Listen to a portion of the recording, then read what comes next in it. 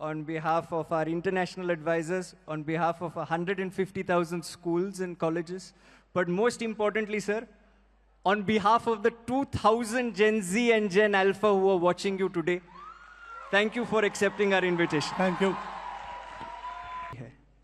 और अभी हम लोग ने देखा थोड़े दिन पहले कि एक आंदोलन हुआ था, एंड लोकतंत्र में मैं ये मानता हूँ कि the two things are important. One is dialogue, second is आंदोलन. The idea is that आंदोलन only happens when dialogue fails. तो कई लोग ऐसे बोलते हैं और कई लोगों का मानना है कि भारत सरकार ने यदि पहले ही डायलॉग कर लिया होता, पहले ही जेन जी से बात कर ली होती, तो देन आंदोलन करने की आवश्यकता नहीं होती. तो इस पे आपका क्या राय है, एक, और दूसरा कि आंदोलन करना खराब है क्या? ये दो प्रश्न है स्टार्ट में सर. आंदोलन भी एक डायलॉग का तरीका है. हम यहां बैठ के बात कर रहे हैं, इसमें समझ में आ गया ठीक है, नहीं तो हमारा डिबेट चलेगा. आप किसी कठिनाई में हो या मैं किसी कठिनाई में हूं, सुलझाना आपके हाथ में है, मेरे हाथ में, और नहीं हो रहा है तो मैं चिल्लाऊंगा, मैं आपको वहां से लेके आऊंगा, ये पहले करो, अर्जेंट है, ऐसा कहूंगा. डेमोक्रेसी में प्रोटेस्ट भी कॉन्सेंसस बनाने का एक तरीका है. Lot of views come together and a consensus is evolved after discussion. That discussion may happen through dialogue. Due to various reasons, if that thing is not heard, agitation पर जा सकते हैं. लेकिन ये सब करना है to evolve the consensus, not to create divisions. अब जेनजी की बात है तो अभी जो हुआ है, ग्रीवेंस तो जेन्युइन है. भारत की शिक्षा में बहुत कुछ करने की आवश्यकता है, नहीं हो रहा है, इसलिए बात होती है. तो डायलॉग होना चाहिए. डायलॉग के बाद नहीं होता तो क्या करना, बात की बात है. और मेरा अनुभव ऐसा है जेनजी के बारे में, हम लोग जेनजी की आयु में थे तो हमारी पीढ़ी का स्वभाव ऐसा था कि बड़े जो कहते थे वो मान लेते थे, हम क्वेश्चन नहीं करते थे. तो उस समय की परिस्थिति. अभी जेन जी, वो जेन अल्फा, वो प्रश्न पूछते हैं, उनको लॉजिकल आंसर चाहिए. करेक्ट. और इसके साथ प्यार चाहिए. प्यार है तो ये आंसर दे सकते हैं. आपका मेरा परिचय नहीं, आपस में कोई संबंध नहीं, और आपने प्रश्न पूछा तो मैं तुमको न तो पूछने वाले, ऐसा होगा. लेकिन हम जानते हैं एक दूसरे को, आपस में कुछ संबंध है, तो आपने पूछा तो मैं जवाब दूंगा. तो ये बातें होनी चाहिए. डेमोक्रेसी में ये तरीका है. अंग्रेजी में डिबेट कहते हैं, लेकिन हमारे यहां शब्द है शास्त्रार्थ. उसमें वाद और प्रतिवाद नहीं होता है, उसमें पूर्व पक्ष उत्तर पक्ष होता है. तो हम सब पहलुओं को देखते हैं और हर एक का अपना अपना देखने का नजरिया है, तो एक नया डायमेंशन ध्यान में आता है हर सब्जेक्ट का. तो we get so many opinions, even contrary opinions, that together form the total view of the truth. तो ये होना ही चाहिए. तो जेन जी ने आंदोलन नहीं करना चाहिए वगैरह, ऐसा मैं करूंगा नहीं. लेकिन कैसे करना, क्या करना डेमोक्रेसी में, इसके तरीके भी बताए हैं. अब कॉन्स्टिट्यूशन हमको जिन्होंने दिया, डॉक्टर बाबा साहब आम्बेडकर का, अगर 2 स्पीचेस हमने पढ़ लिए तो ये कैसे करना, क्या करना, उसका उसमें इंडिकेशन है, वो देखना चाहिए. और हम लोगों को भी ऐसा देखना चाहिए कि अगर जेन जी चिल्ला रही है तो विरोध के लिए नहीं चिल्ला रही, कुछ तकलीफ है इसलिए चिल्ला. बिल्कुल, उसको ठीक करना चाहिए. एजिटेशन जो होना है वो आपके खिलाफ या मेरे खिलाफ न होकर वो सिस्टम करेक्शन के लिए होना चाहिए. करेक्ट. तब सब ठीक रहेगा. तो इसमें आप मानेंगे कि संवाद यदि पहले से ही शुरू हुआ होता तो ये बाद में विषय ज्यादा ऊपर जाता ही नहीं? जो नहीं होना चाहिए वो जब होता है तो कहीं ना कहीं इसमें चूक हो जाती, तभी होता है। किसकी है क्या है ये अलग बात है, लेकिन कमी तो रही है, ठीक हो जाएगी, करनी चाहिए, ऐसे मैं मानता हूँ। ठीक। और इसमें थैंक यू उत्तर के लिए। पर इसमें आप जब आपने बोला कि प्रोटेस्ट पर्टिकुलर डायरेक्शन में करना चाहिए, पर्टिकुलर मैनर में करना चाहिए, अभी सर कई बार ऐसे भी लगता है कि प्रोटेस्ट पे हम निकल आए तो लोग हमें एंटी नेशनल बुला देंगे, हाँ, लोग हमें बोलेंगे saying that this people are agents of some country and so and so. तो सर नहीं, इसमें वो मैं कह रहा हूँ ना, इसमें मैं कह रहा हूँ हाँ कि जैन जी अगर एजिटेशन कर रही है तो एंटी नेशनल तो है नहीं, अपने लोग हैं, अपनी नेक्स्ट जनरेशन है। जी सर। इस अपनेपन से, डायलॉग का साथ मैंने बोला अपनापन चाहिए, संबंध चाहिए, वो हमारा संबंध है, उसका रिकॉग्निशन चाहिए, तब ये डायलॉग होता है। वहाँ की बात हमको समझ में आती है, हमारी बात वहाँ समझ में आती है, ये होता है, तो होना चाहिए। और जैन जी वगैरह ऐसी है ऐसा मैं तो बिल्कुल नहीं मानता। आप क्या मानते हैं? विदाउट इट कॉन्टेक्स्ट भी जब पूछा गया तब मैंने बताया, और आज भी मैंने आपके सामने बोला है कि मुझे लगता है कि ये जो नई पीढ़ी है जैन जी, जैन अल्फा, ये अभी जो हमारी एग्जिस्टिंग पीढ़ी है उससे ज़्यादा ऑनेस्ट है। अरे वाह, बढ़िया है। और देशभक्ति और सेवा का ऑनेस्ट अपील उसमें चलता है। थैंक यू सर, ये आपने बताया, इसलिए सबसे ऑनेस्ट जनरेशन जेन अल्फा है। लोग बोलते हैं कि बच्चे भगवान का स्वरूप है, तो आजकल के बच्चे जेन अल्फा है, जेन जी है। पर सर तो कई बार ऐसे विषय आता है कि जैसे अभी प्रोटेस्ट में, आंदोलन में हुआ था कि ये बच्चे जो भगवान का स्वरूप है उन पे कई बार जो इनोसेंट है उन पे कई बार लाठीचार्ज होता है, पेलेट गन फायरिंग हुआ था। तो ये सारे विषय के और एक बात, हाँ, आपका क्या मानना है ये होना चाहिए? ये जो बातें है ना जी, ये क्यों हुआ, क्या हुआ, इसके कारणों में जाना पड़ेगा, जिसके लिए जो जानकारी चाहिए मेरे पास नहीं है, आपके पास भी पूरी नहीं होगी ऐसा मुझे लगता है जी। लेकिन इसको देख के कहाँ गड़बड़ है ये तय करना पड़ेगा। मैं अभी ये नहीं कह सकता कि क्या हुआ, क्यों हुआ, क्योंकि सही गलत मुझे भी मालूम नहीं। आप भी पढ़कर बता रहे हैं, मैं भी पढ़कर बता रहा हूँ। आज सुबह मैं आ रहा था तो कुछ मॉड्यूल्स वगैरह इसमें घुस गए, उनका कुछ भंडाफोड़ वगैरह इसी न्यूज़ में पढ़ रहा था।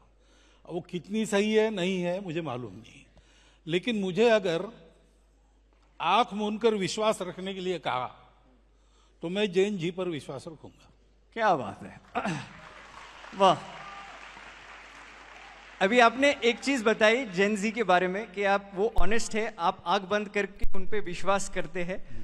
और आपने एक बहुत महत्वपूर्ण बात बताई एजुकेशन के बारे में और शिक्षा के बारे में। ये संस्था में 300 अभी शिक्षक बैठे हैं, principals and owners of schools, they are also a part of this conversation sir. And therefore I wanted to ask you this sir कि 15 लाख स्कूल्स में अभी भी 1 लाख स्कूल्स है भारत में जहां हम लोगों के पास टॉयलेट्स की सुविधा बच्चियों के लिए नहीं है। तो sir guys let me finish the question. तो सर बेटी पढ़ाओ बेटी बचाओ अच्छा स्लोगन है, पर ये स्लोगन में बेटी पढ़ेगी कहाँ यदि उधर व्यवस्था ही नहीं है टॉयलेट की। तो सर ये एक सर दूसरा इसमें सर 15,000 स्कूल में अभी तक बेसिकली वाटर की फैसिलिटी नहीं है, पानी पीने की सुविधा नहीं है। तो सर शिक्षा, मैं मानता हूँ कई चीज़ हुई है शिक्षा में, बट शिक्षा में बहुत सारी चीज़ होनी चाहिए। और मेरे लिए तो ये नेशनल इमरजेंसी है, क्योंकि देश को यदि विकसित बनाना है तो शिक्षा ठीक करनी पड़ेगी। तो आप ये मानते हैं कि that the next generation to become stronger we should focus more on education, and if so what is the one education reform that you propose sir? पहली बात, एक से नहीं होगा, मैं 2-3 बताऊंगा। जी सर।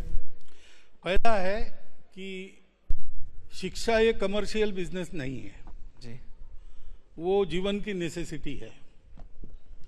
इसलिए शिक्षा सर्वसुलभ हो, सबको मिले, ऐसा उसका स्ट्रक्चर करना चाहिए। तो इसमें तो बहुत सारा विचार करना पड़ेगा, फीस को लेके सारी बातें। दूसरा, शिक्षा हम सबकी रिस्पॉन्सिबिलिटी है, तो जिसका काम वो ठीक करे वो होना ही चाहिए। नहीं हो रहा है तो गड़बड़ है, उसको ठीक करना चाहिए। लेकिन मैं अपने जगह क्या कर सकता हूं, उदाहरणार्थ कई जगह कई स्थान हैं हमारे यहाँ, तो ग्रामीणों ने और कार्यकर्ताओं ने मिलके वहां के स्कूल को ठीक किया। तो ये ऐसी फैसिलिटीज नहीं थी, तो गांव वालों ने थोड़ी थोड़ी संसाधन जुटाकर ये फैसिलिटीज उत्पन्न की। पास के शहर में किसी भले आदमी को पकड़ा, कंप्यूटर स्क्रीन उसने स्कूल में लगा दिए, ऐसा करके किया। अब शिक्षा का जो फाइनेंशियल बर्डन है, अगर समाज पूरा ध्यान देगा, क्योंकि ये शिक्षा सरकार की दी हुई वगैरह नहीं है, ये हमारे बच्चों की शिक्षा है। तो हमारे बच्चों की शिक्षा ठीक हो, इसलिए हमको भी एक्टिव रहना चाहिए, विजिलेंट भी रहना चाहिए और असिस्ट भी करना चाहिए। ये अगर एक्टिविज्म हुआ तो ये सुधार बहुत जल्दी आएगा। बाकी जिनको शिक्षा देनी है उनका भी ट्रेनिंग होना चाहिए। We have to start from teachers, train the teachers, ये करना चाहिए। बाद में फिर पाठ्यक्रम वगैरह बातें आती है, बाद में आते हैं, नहीं बाद में करने की नहीं है, साथ साथ करनी है। लेकिन बेसिक तो यह है कि शिक्षा हम अगली पीढ़ी बनाने के लिए दे रहे हैं, स्कूल चलाने या पैसा कमाने के लिए नहीं दे रहे, ये होना चाहिए।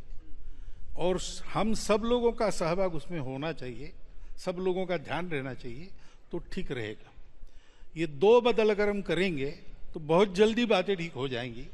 ऐसा कुछ जो हुआ है थोड़ा सा इस दृष्टि से, उससे मेरा अनुभव है। और बोल ही देता हूं मैं, आप लोग भी कुछ ऐसा प्रोजेक्ट लेंगे आगे, 15 साल हो गए, अब हमारी एक ताकत बन गई है, उसके भरोसे ऐसा अगर समाज को साथ लेकर शिक्षा में कुछ ठीक ठाक करना, ऐसा आप लोग करने लगे तो इस प्रयास में और बहुत एक बड़ी प्रयास की मात्रा जुड़ जाएगी। Thank you. प्रयास ये रहेगा कि एजुकेशन में भी अभी ऑन ग्राउंड जाके स्कूल्स में क्या कर सकते हैं, इन टर्म्स ऑफ इंफ्रास्ट्रक्चर वगैरह भी क्या करना है, कैसे करना है, वो करेंगे।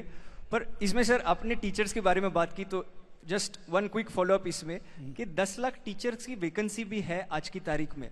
ये बात सही है कि 1 करोड़ टीचर्स है, बट 10 लाख टीचर की वैकेंसी है सर? तो ये मैं मानता हूँ, और मैंने जब ये पूरा आंदोलन हुआ था तभी मैंने एक प्लैकार्ड लिया था, not for CJP, not for BJP, I am for education, how many like me, ऐसा करके मैंने सर लिया था। तो बस सर इसमें सुझाव हम लोग ने दिया था कि please form a committee of experts, and वो कमिटी ऑफ एक्सपर्ट्स बनाई गई जो ए पॉलिटिकल कमिटी है सर। पर 2024 में भी ऐसी कमिटी बनाई गई थी, राधाकृष्णन सर की कमिटी। ये कमिटीज बनाते रहते हैं हर सरकार सर, पर सर कोई सरकार ने 6% अब तक एजुकेशन को बजट नहीं दिया है। तो सर मैं आपके माध्यम से, बिकॉज नेशनल मीडिया आपके कारण हमें भी देख रही है, तो आपके माध्यम से do you think that the government should pay more attention to education sir? क्योंकि 6% बजट एलोकेशन की मांग तो पुरानी है और हम उसका समर्थन करते हैं। बढ़िया है, हम तो बढ़िया है। एजुकेशन वगैरह में जाने वाले लोग नहीं हैं, लेकिन ये मांग उचित है, ऐसा हमको लगता है, उस पर इम्प्लीमेंटेशन होना चाहिए। अब सरकार के द्वारा ठीक इम्प्लीमेंटेशन हो, इसके लिए क्या क्या करना चाहिए, केवल वो करने से नहीं होगा। क्योंकि ऐसा तो कभी किसी ने कहा नहीं कि सरकारी पूरी शिक्षा चलाए, तो हम सब मिलके तो चला सकते हैं। स्कूल चलाने का एक बहुत बड़ा प्रयास हमारे कार्यकर्ता भी विद्या भारती संगठन के माध्यम से कर रहे हैं, तो 23,000 अच्छे स्कूल चलते हैं बहुत प्रांतों में, उसका एक प्रेस्टीज है। तो ये तो कोई बजट वगैरह के भरोसे नहीं हुआ है, अपने नई पीढ़ी के बारे में चिंता और उसके चलते प्रयास, इसी से हुआ है। मुझे लगता है ये स्पिरिट जगाने की आवश्यकता पहली है, बाकी सब अपने आप हो जाएगा। अगर ये हुआ तो जनता में एक मूड बनेगा, और कोई सरकार या कोई पॉलिटिशियन जनता को इग्नोर नहीं कर सकता, तो बिना आंदोलन के भी ये हो जाएगा। बिना आंदोलन के भी ये हो जाएगा और हो 6% बजट बिल्कुल, मिल जाएगा। मिल जाएगा। अरे वाह, ये सुन के बहुत अच्छा लगा। हाँ। And I am sure that this is something that everybody resonates with who believes truly in the cause of education. Yes, thank you. पर सर, एजुकेशन के अलावा जेन जी और जेन अल्फा को बहुत अनेक अन्य चीज इन्फ्लुएंस करती है। उसमें से एक बड़ी चीज जो मैं मानता हूं, जो आंदोलन में भी देखा गया, वो है सोशल मीडिया। इंस्टाग्राम के वीडियोस बहुत प्रभावित करते हैं। अभी इंस्टाग्राम पे सर ऐसा ही है, एल्गोरिथम जैसे चलते हैं, तो मतलब आप प्राइम मिनिस्टर मोदी के वीडियो लाइक कर लो तो आपको एक ही तरीके की विचारधारा मिलेगी, आप राहुल जी की वीडियो लाइक कर लो तो दूसरी तरीके की विचारधारा मिलेगी। तो इसमें जो बच्चों का जो हो रहा है, they are becoming more and more polarized. तो सोशल मीडिया पे जो रील मॉडल्स भी है, तो एक तो ये पोलराइजेशन का विषय है, और दूसरा है सर, जब मैं क्रिकेट देखता था तभी मेरा रोल मॉडल राहुल द्रविड़ था। तो वो सर 100 बॉल में 1 रन बनाता था, सब लोग ताली बजाते थे। सर अभी जनरेशन बदल गया है, इंस्टेंट ग्रेटिफिकेशन का जनरेशन है। वो लोग को लाइक तुरंत चाहिए, वो लोग को चीज तुरंत चाहिए, क्योंकि वो लोग के जो रील मॉडल्स है जो इंस्टाग्राम पे दिखते हैं वो वैसे है। तो हम लोग दोष ठहराते हैं जेन जी को जब भी कुछ गलत बोलते हैं वगैरह एटसेट्रा एटसेट्रा, जो वो बोलना नहीं चाहिए। पर at the same point in time social media और समाज का भी इसमें बहुत बड़ा योगदान है। तो how should India tackle social media? अन्य देशों ने तो बैन कर दिया below the age of 16, Australia है, फिनलैंड है वगैरह। तो बैन करना चाहिए या दूसरा कुछ तरीके से उपयोग करना चाहिए इसका? आपके प्रश्न में ही उत्तर है। नियम बनाना, डिसिप्लिन बनाना ये ठीक है, लेकिन ये तब यशस्वी होता है जब एटीट्यूड बदले। तो कानून तो बहुत बने हैं, उनका क्या हो रहा है? तो समाज माने तब कानून चलता है। तो आपने बताया कि रोल मॉडल वैसे है, रोल मॉडल तो पहले पीढ़ी के, वो वैसे है, तो रोल मॉडल को बदलना पड़ेगा अपने आप को, है ना? हम एक, जैसे सोशल मीडिया पर एक मैं इकॉन हूं, तो मुझे ये एहसास चाहिए कि मेरे कारण 10 लाख लोग अनुकरण करते हैं मैं जो करता हूं उसका। तो मेरी रिस्पॉन्सिबिलिटी हो गई कि 10 लाख लोग मेरे पीछे चल के गड्ढे में न जाए, इतना तो मुझे देखना है। ये विवेक चाहिए। सोशल मीडिया में अभी तो टेक्नोलॉजी ऐसी है कि मेरे आपके चित्र बना पर भी हमारे मुंह में शब्द डालकर आवाज सहित सब बातें वैसी ही करके दिखा सकते, फेक वीडियोस वगैरह आते हैं। तो ये जानने के बाद सोशल मीडिया का उपयोग करते समय ऑथेंटिक सोर्स से वेरिफिकेशन किए बिना विश्वास नहीं रखना, ये देखना चाहिए। तो कुछ डिसिप्लिन हमको, self impose discipline about the media, ये करनी पड़ेगी। जैन जी वगैरह, उनमें ये विवेक उत्पन्न हो क्या करना कैसे करना, ऐसा उसके पहले की जनरेशन ने हम लोगों को रहना पड़ेगा। उसके बाद अगर ये डिसिप्लिन वगैरह लागू होती है तो काम करेगी, नहीं तो फिर किसी बात को बैन करो आप तो 2 नंबर के मार्केट में चली जाती है और ज्यादा जोर से चलती है। ये नहीं होना चाहिए। इसलिए इसका उत्तर देना है तो पूरे समाज को ऐसा उत्तर देना पड़ेगा, सरकार सहित, तभी ये काम होगा। सर अभी परंपरा, प्रतिष्ठा और अनुशासन, वो डायलॉग जो था अभी इंस्टाग्राम का मीम बन गया, जैसे मतलब वो पोस्टर बन गया, पर ये पोस्टर से निकल के एक्चुअल में परंपरा सेम रहनी चाहिए। एंड ये आपने जो बताया दैट सही रोल मॉडल्स चुनने चाहिए। पर इसमें एक चीज है, जो ज्यादा हेट करता है, ज्यादा वायलेंस करता है, तो उनको ज्यादा व्यूज मिलते हैं, उनको ज्यादा लाइक्स मिलते हैं। आज शायद से राहुल द्रविड़ को T20 टीम में मौका भी ना मिले। तो जमाना थोड़ा बदल गया है, तो इसमें नए रोल मॉडल्स को सामने कैसे लाए? अब ये थोड़ा कॉन्ट्रास्ट है ना। We don't believe in violence, ऐसा भी हम कहते हैं ना। वही यानी जैन जी वगैरह वगैरह सब, they don't subscribe to violence, then why they believe in the role models which are violent? ये हमको विचार करना पड़ेगा. So we have to decide मेरा पर्पस क्या है, मेरा क्या है, उसके अनुसार हमको विचार करना पड़ेगा. तो वहां एक बात, यहां एक बात, ऐसा तो नहीं चलेगा. दूसरा विषय इसमें, it is India's international movement to unite nations. यहाँ पहले रोमे और अन्य देशों से कई एम्बेसडर्स, कई व्यक्ति आए हैं, स्टूडेंट्स भी जुड़े हैं. तो मेरा प्रश्न ये है कि हमारे बाजू में दो देश है जो हमारे खास मित्र है, पाकिस्तान और चीन. और ये दो देशों हमारे साथ काफ़ी बार लड़ाई होती रहती है. जब लड़ाई होती है तभी भारत में विचार ऐसा आता है कि we should not talk to them, that because they are fighting against us. What is your take on civil to civil, civilian to civilian ties in the times of conflict and even otherwise? Should they continue, and if so, how? In the times of conflict, we have to go with whatever our government military does. But that should not sever the ties which are already there.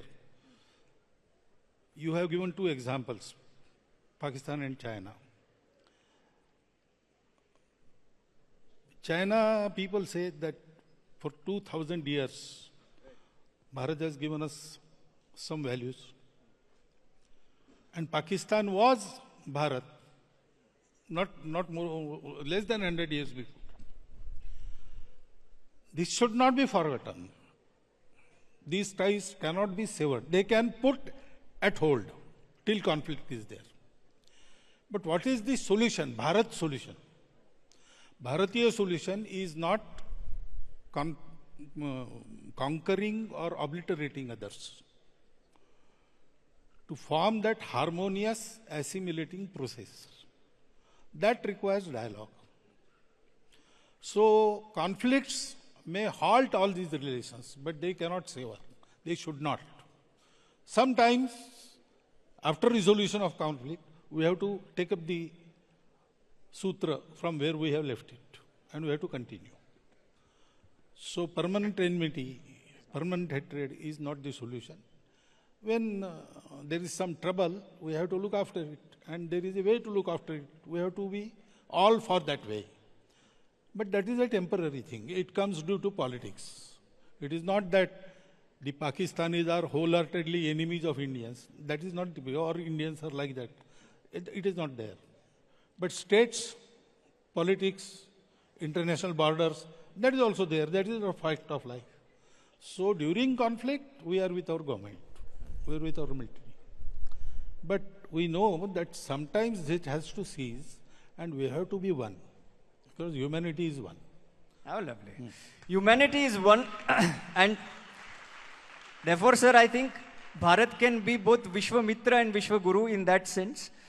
And we can hopefully unite the world, because we are not looking to conquer any other country, but we are looking to unite. तो sir स्पष्ट पूछ लेता हूँ एक बार, आज की तारीख में सिविल सोसाइटी को पाकिस्तान और चीन के जो स्टूडेंट्स है या फिर नॉर्मल सिविल सोसाइटी है, उनके साथ संबंध रखना चाहिए, उनको बुलाना चाहिए, बातचीत करनी चाहिए, हाँ या ना? Not during times of conflict, I tell you.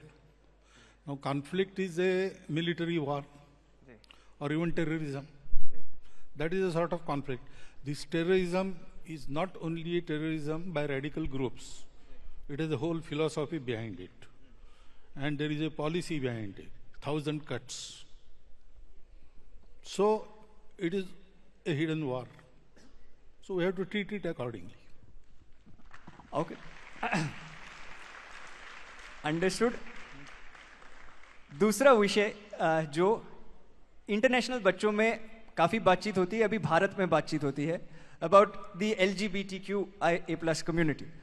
तो ये विषय पे आपने कई बार बोला है, and you have spoken and you have said that everybody is a part of the same community and we should treat everyone in the same manner. But sir, my question then to you in this is कि same sex marriage जो है अब तक वो legalise नहीं किया गया है, एंड संघ की विचारधारा इस पे और जेन जी और जेन अल्फा में ये काफ़ी बात होती है. उसके लिए मैं आपको पूछना चाहता हूँ that why is the RSS stating that same-sex marriage should be disallowed? तो same, did I ever say same manner? Sorry, sir. Did I ever say same manner? No, sir. No. No. LGBT or whatever, they are all part of the society Thank you. which we belong to. And in our society, there is a tradition of accommodating. There were systems. Now, marriage is not, in our tradition, vivaha. That is not a convenience created so that two people should live together. It is an institution which is created by marriage, family. Family is unit of society. And next generations are trained in kutumba or family to be good citizens of that country. So training of next generation by their relations, mata, pita, all these things. That is also an ancient system running. Now, we have to have some system first. The existing system, if we disturb, and new systems we don't have, that will create a conflict. Secondly, we cannot mix these things. We have to prepare the society first. Because laws don't dictate society. Society dictates the laws. है ना? Yes. So we have to educate the society first. That stage is not there. And at this stage, if we tamper with the vivaha system, that will create some other side effects.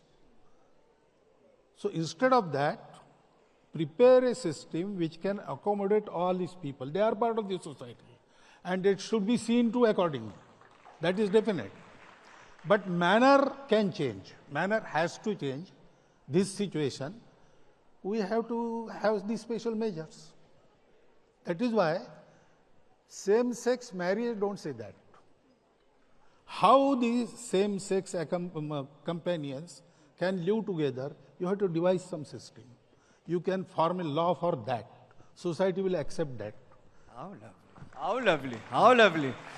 So same-sex companionship, उसके बारे में विमर्श और विचार करना चाहिए and eventually उस पे कोई law pass करना चाहिए कि that becomes acceptable in society. I am so glad Not only that, yes. that will continue the smooth running of the society in future also. That type. For Gen Z and Gen Alpha and the many conversations that we have about this government having progressive and sometimes not so progressive views and have people from the same ideology having such views, I am so glad that you made this statement, clarified it, and you said this.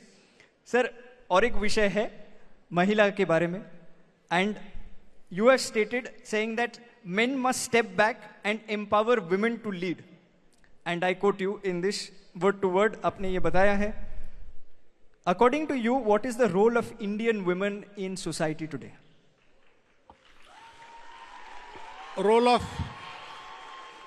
women in not only Bharatiya society, everywhere in the world, we take it that it is equal and complementary to each other. So, they have to be trained in capacities as we train men in capacities. So everything they can do. And everything they should be trained for. और क्या पूछना है? That role is there. और sir इसमें ये पूछना है sir, the RSS truly believes that women are equal partners in nation building. But sir, then why does the core organization of the RSS remain intrinsically male? And why is the solution? Okay. Guys, this is a samvad, this is not a vivad. No, it's okay. This is samvad. You are asking questions from their mind. That is why they are clapping. Sir ये भी clarify कर दूं, लोगों को लगेगा मेरे प्रश्न है, मतलब में डांट भी मुझे पड़ेगी, श्रेय भी मुझे जाएगा, तो मैं पहले ही बोल देता हूँ that these questions, the reason why they're clapping so much, have been crowdsourced from the students who are sitting here, not just sitting here, but from all the schools and colleges that we work with. So उसके लिए ताली ज़्यादा बजा रहे हैं. But sir, ये यदि why is the solution always to keep women in a separate parallel wing rather than integrating them into the apex decision-making body of the RSS? So this question has been asked because you have incomplete information. In all the organizations that Swayamsevaks are running, women are shouldering responsibilities with men in equal capacities. Except RSS, there is a reason. When RSS started, if we had started the organization in women also, we wouldn't have thrived. That times were like this. This question would not have been asked at that time, because it was very natural to form separate organizations of women. Secondly, the organization that were formed by women for the same purpose, Rashtra Sevika Samiti, it had and it has and it will have full support from RSS, even training. But they have told us that we will work here, you don't interfere. You work there, we will not interfere. We will help each other. That mandate, when they will withdraw, we will start doing work in women also. But in apex body of RSS, Akhil Bharatiya Pratinidhi Sabha, all the women working in the public field, they are also invited in the process of decision making. They are there for full 3 days. So this information you should have, then this question will not arise. So sometimes we need this kind of information from you. Yes. It is better that you give it than I give it. That is why you ask questions and I answer them. पर इसमें और एक चीज है sir कि आपने यदि बोला एंड जैसे लास्ट भी बोला था उसमें मैंने वापस क्लैरिफाई कर दिया था अबाउट LGBTQ. यदि if the women's wing of the RSS says that we don't need a women's wing anymore, then we will see one cohesive cohort that is between the RSS, that is the men and the women and everybody else equally and a part of the organization. It is not a wing, it is separate autonomous organization. Right. If they say that okay, now RSS should also work, so we will start working in women. Okay. Okay. Sir, second last question मेरे ओर से एक विषय है which is complementary to education. Education के बाद 24 की आयु के बाद students essentially 21 के बाद they look for jobs. Bharat में there are 1.6 billion people now and there are 40 crore who are Gen Z sir. तो इसमें जाहिर सी बात है that इतने सारे youth के लिए jobs एक साथ create करना it is a difficult task. But at the same point in time it is also true that there is a 16% youth unemployment that is there in our country sir. It is also true sir that young people are not finding jobs of their choice. It is true that there is an all-time income gap between the rich and the poor. Last time such kind of inequality happened was in 1922, where the top 1% now holds 40% of our national income, sir. So, sir, unemployment में भी काफी चर्चा होती है. What is your take on unemployment and what should समाज do and what should सरकार do about this? Now, एक mindset हमको बदलना चाहिए. Employment is not only jobs. It is also entrepreneurship. It is also skilled work. लेकिन unfortunately अभी क्या है, समाज में माइंडसेट ऐसा है कि हाथ से जो काम करता है उसको प्रतिष्ठा नहीं है. अब 4 लाख रुपया मेरे पास है, 4 लाख रुपए का चावल गेहूं किसान के पास है. मैं और वो किसान किसी ऑफिस में गए एक साथ. मेरे 4 लाख खाने से पेट नहीं भरता, उसका गेहूं चावल खाके मैं पेट भरता हूं. लेकिन मेरी इज्जत ज्यादा है, मेरे पास कैश है. उसके पास कैश जिसके लिए वो है उसकी इज्जत नहीं है. ये हमको इसको कहते हैं श्रम प्रतिष्ठा, dignity of labour. We have to regain that. वो नहीं है, और इसलिए everybody runs after some service job, preferably government service, preferably in his own district, preferably near his home, office should be there. And everybody rushes at the same door and no one gets in.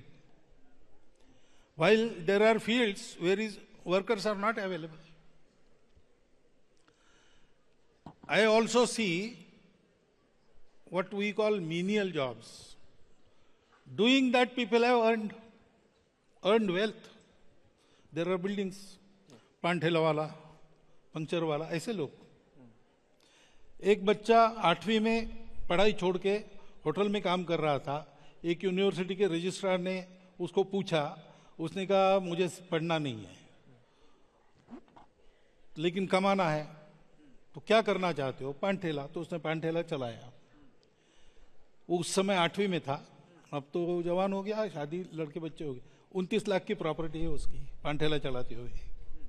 That registrar trained him for 1 year to run a पान ठेला. ऐसे है. और ऐसी एक उदाहरण, उस registrar ने 400 लोगों को तैयार किया है. He is in Maharashtra. ऐसे बहुत उदाहरण है सर्वत्र. तो एंटरप्रेन्योरशिप चाहिए, श्रम प्रतिष्ठा चाहिए. सब लोग जॉब्स में ही जाएंगे, गवर्नमेंट जॉब में ही जाएंगे, ऐसा नहीं है. अच्छा लाइफ इससे मिल सकता है. लग्जरियस लाइफ मिलेगा इसकी गारंटी नहीं है. अब हमको बहुत पैसा चाहिए, आराम से चाहिए, परिश्रम नहीं चाहिए, ऐसा अगर हम सोचेंगे तो ये तो ऐसा होगा कि स्वर्ग में जगह चाहिए, अमृतपान चाहिए, रोज ये चाहिए और परिश्रम कुछ न करना पड़े. तो वो सपने तो सबके सफल नहीं होते.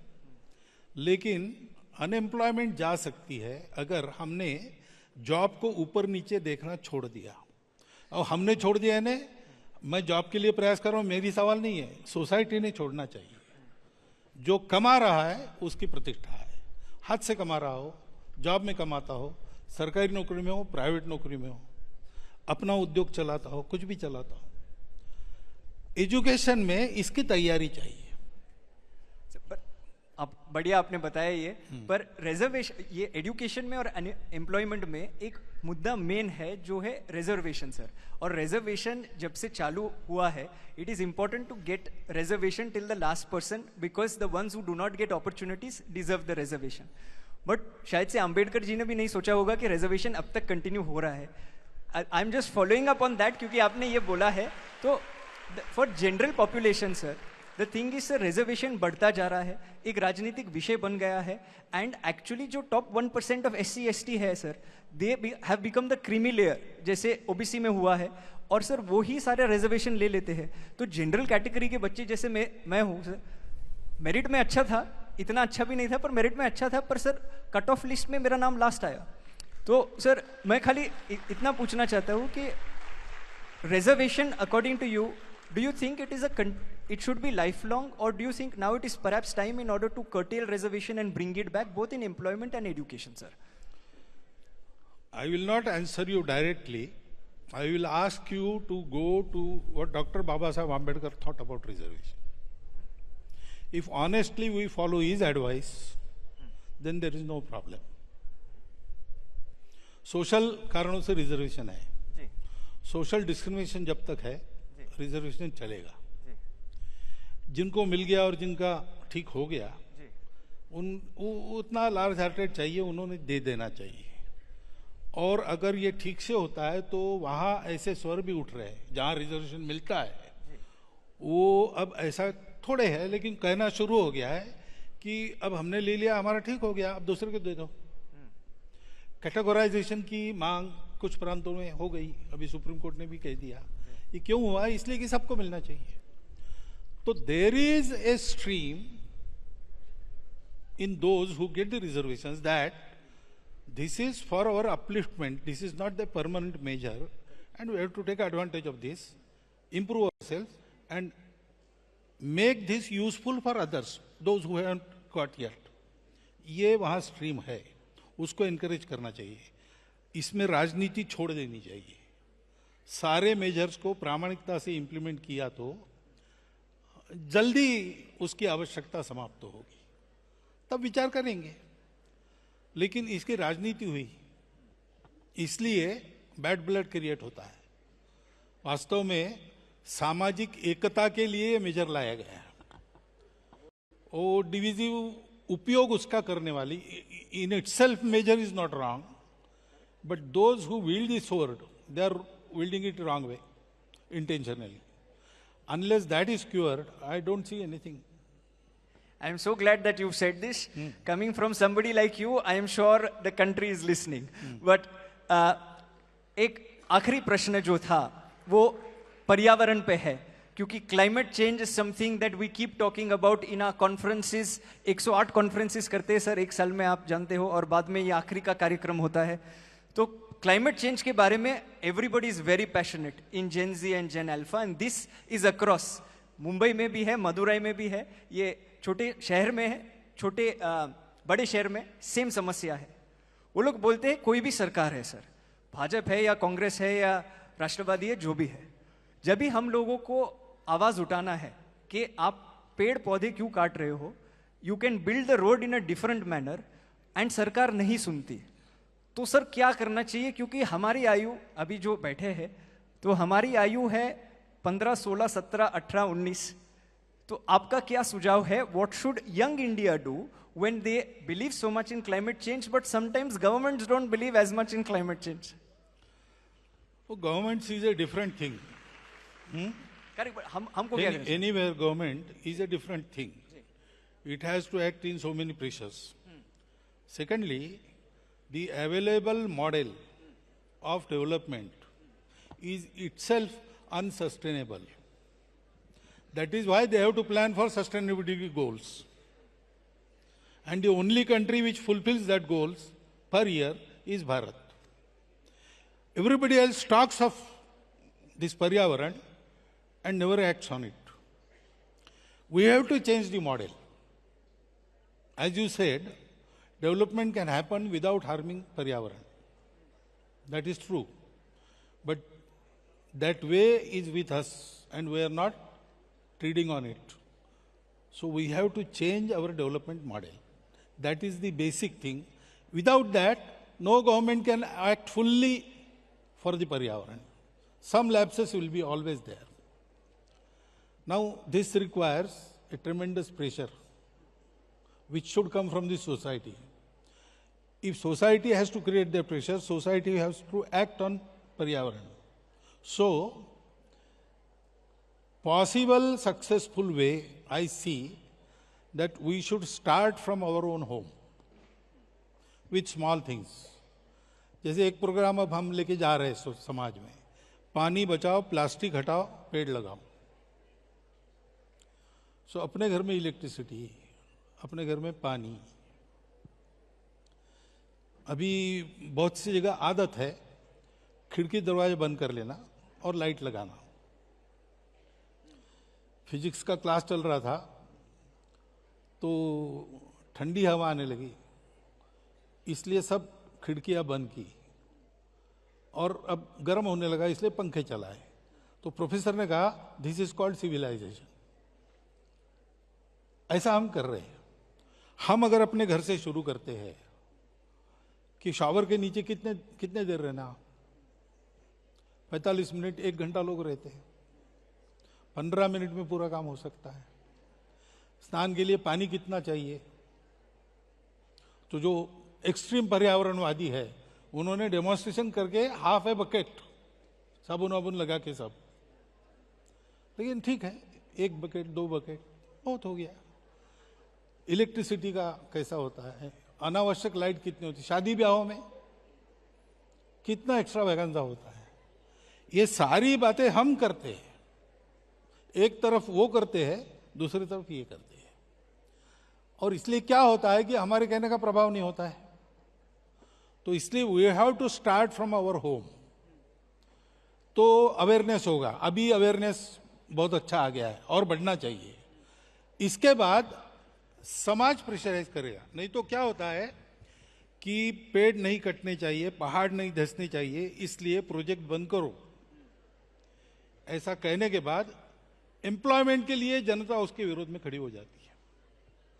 अब दोनों चाहिए, एम्प्लॉयमेंट चाहिए, डेवलपमेंट चाहिए, पर्यावरण भी चाहिए। तो फिर हमको मॉडल बदल के काम करना पड़ेगा। अगेन मॉडल बदलना है तो दुनिया के उल्टा जाना पड़ेगा। उल्टा जाना पड़ेगा तो पहले समाज में मॉडल्स चाहिए, तब किसी की हिम्मत होगी उस पर चलने की।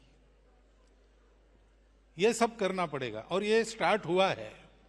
इनमें करो, ऐसा आपको नहीं करो, आप भी करो। हमने शुरू किया है, हमने ऐसे मॉडल्स भी खड़े किए, डेवलपमेंट विद पर्यावरण। हमारा ग्राम विकास उसी प्रकार से चलता है। तो ऐसी कई बातें, अभी मैं एक कॉन्फ्रेंस में गया था तो देश भर के कई सारे आर्थिक दृष्टि से प्रयोग करने वाले लोग आए थे। तो अबाउट 500 वेयर देयर, यानी where spotted.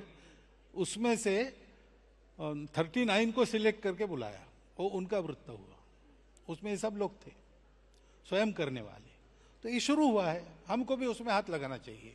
The tide will turn once the opinion is firmly planted in the public mind and public does what it can do in their own home. तब बदलेगा, बदलना तो पड़ेगा, बदलना तो पड़ेगा। एंड मैं मानता हूं, जैसे आपने बोला, पब्लिक मोमेंटम और पब्लिक प्रेशर बना रहेगा और खुद वो लोग भी करेंगे तो ऑटोमेटिकली और पॉलिसी बनेगी और सिस्टमैटिक प्लानिंग हो पाएगा। ये आप बता रहे हैं। बिल्कुल। ये भारत में तो कुछ नया नहीं है। It is something that we have been worshipping the environment much. Prithvi Sukta में, अथर्ववेद में पृथ्वी सूक्त में पहली बार there was a hymn in regards to protecting nature and worshipping nature, and we used to worship nature before we used to worship gods.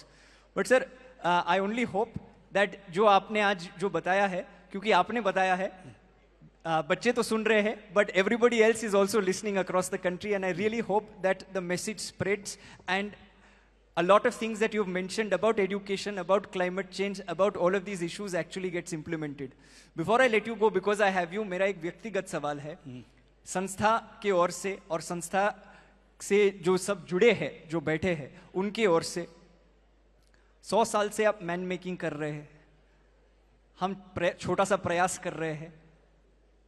What are the 3 qualities that you think leaders of tomorrow should have in India and across the world? 3 qualities यदि आपको लगती है next generation के लिए। देखिए, leadership के लिए पहली बात है, you have to lead from within, lead by example. तो लीडरशिप यानी टीम वर्क चलाना है। लीडरशिप कहने के बाद हमारे सामने वो चित्र आता है, सामने आ रहा है, भाषण कर रहा है, चुनाव जीत रहा है, लोगों को उपदेश कर रहा है।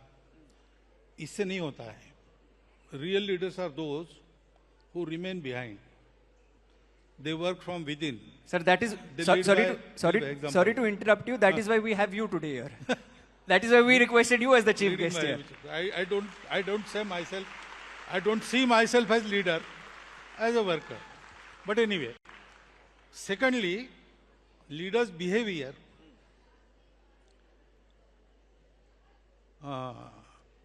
There are 5 qualities. जी। शास्त्रे त्यागी, पात्रे त्यागी, रणे रागी, भागी परिजनैः सह. So he knows all the things and he appreciates qualities. Patre tyagi, gune ragi, appreciate the qualities. He shares, bhagi parijanes, shares with all others. Whatever he gets, kirti, prasiddhi, success, material gains, he shares. Shastre bodha, he knows the science. Rane yodha, if there is strife, he is a warrior. Prabhu panchaguni bhavet. These are the 5 qualities of the leaders. And thirdly, leadership is to lead people to light. Not only material, also spiritual. Leadership is to create leaders. It is not to lead myself only. My leadership should create leaders. These three things have to be kept in mind when we take the training of leadership.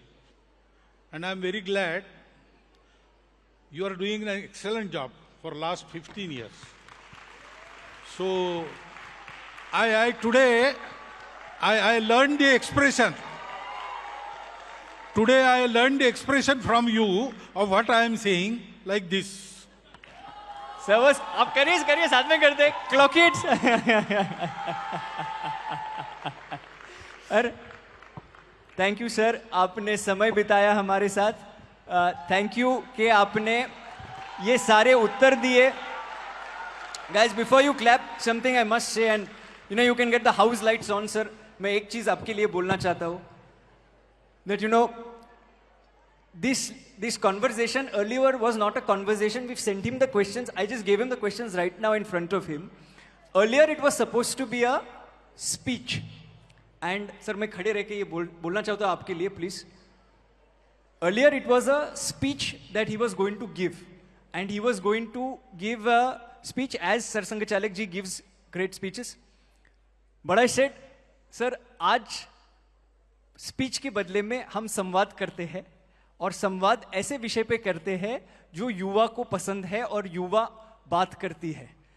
Like education, like climate change, like LGBTQ+, like women empowerment, issues which are spoken about by our generation but sometimes don't find space in popular discourse. The fact that we didn't give him the questions and I asked him all of these questions and he took all of them very willingly and with a smile on behalf of all the Gen Z and Gen Alpha. Hopefully, आपके माध्यम से ये भी बताना चाहूँगा that perhaps आंदोलन is not the solution to everything. There is an alternate way. It is called संवाद. So, संवाद बना रहे, and सर आपका आशीर्वाद बना रहे संस्था पे और Gen Z और Gen Alpha पे.